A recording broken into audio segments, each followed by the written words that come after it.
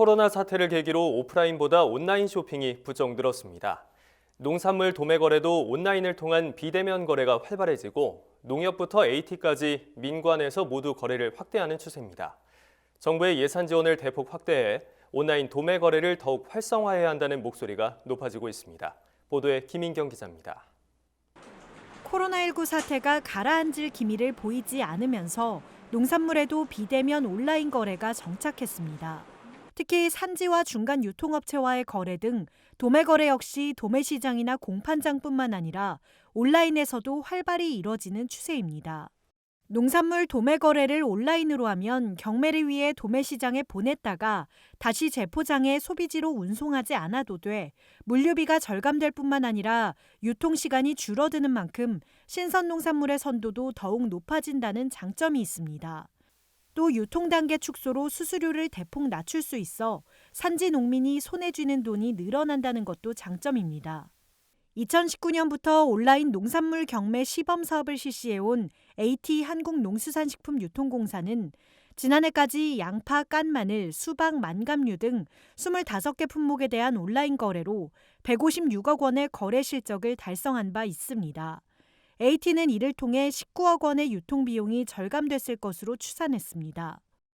최근에는 경북 성주군, 제주도와 업무 협약을 맺고 AT의 온라인 경매 시스템을 이용하는 농산물 판매사에게 경매 수수료와 물류비, 포장 상자비 등을 올해 말까지 지원할 방침입니다.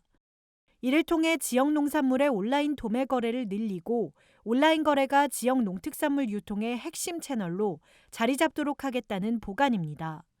모바일 스트리밍 7월 달에는 앱까지 이제 지금 구축 예정 중에 있거든요. 누구나 참여가 가능한 개방형 플랫폼으로 해가지고 올해 같은 경우는 뭐 200억 목표를 잡고 계속 성장세로 갈 수밖에 없겠지요. 지자체 연계를 해서 계속 해나갈 예정입니다. 지난해 5월 첫 선을 보인 농협 온라인 농산물 거래소도 반응이 뜨겁긴 마찬가지입니다. 내 손 안의 도매시장이란 별칭으로 불리는 농협 온라인 농산물 거래소는 양파관, 마늘관에 이어 지난해 10월에는 사과관을 개장하며 안정적인 서비스로 큰 호평을 받고 있습니다.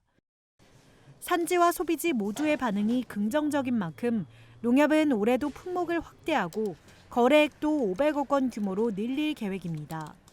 한편 코로나 사태 장기화에 따라 농산물 온라인 거래에 대한 정부 차원의 예산 지원이 더욱 확대돼야 한다는 현장의 목소리도 높습니다. 최근 열린 전국 농협 공판장 운영협의회 정기총회에서도 이 같은 의견이 나왔습니다.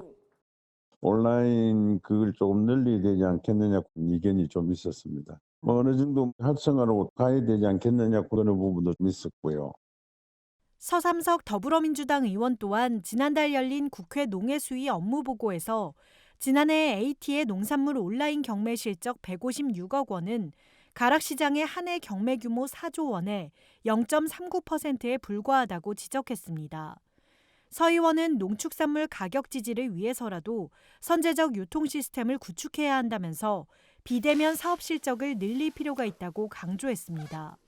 이제 농산물 도매 거래도 온라인이 뉴노멀로 자리 잡는 가운데 온라인 도매 거래 활성화에 대한 정부 차원의 대책 마련이 시급해 보입니다. NBS 뉴스 김인경입니다.